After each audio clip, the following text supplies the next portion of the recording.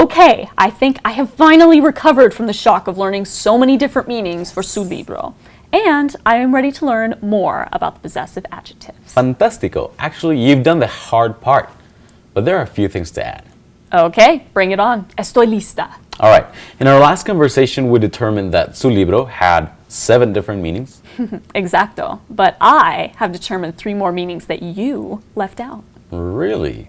So what are these additional 3 meanings? Okay, so you mentioned that su libro means your book when referring to usted.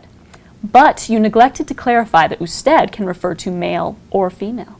Ooh, very perceptive. You're absolutely right. Su libro can mean your book when referring to a woman for whom you use usted, as well as to a man for whom you use usted. Okay, that's 1 additional meaning. Also, there's a total of 3 meanings for su libro when referring to ustedes.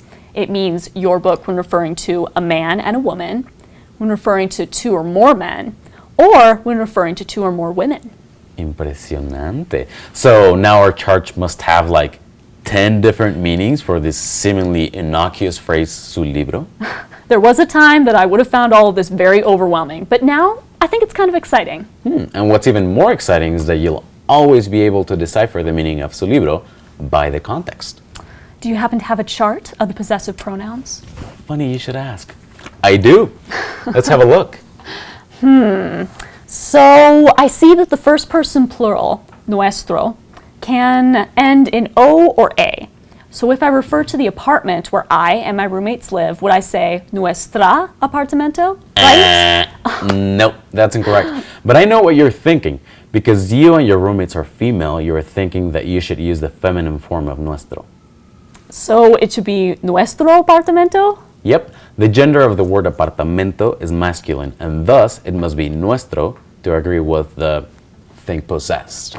So it's not the person, but it's the thing possessed. Ooh, that's a very catchy mnemonic device. Someone ought to put that on video. You mean like this? It's not the person but the thing possessed. It's not the person but the thing possessed. It's not the person but the thing possessed.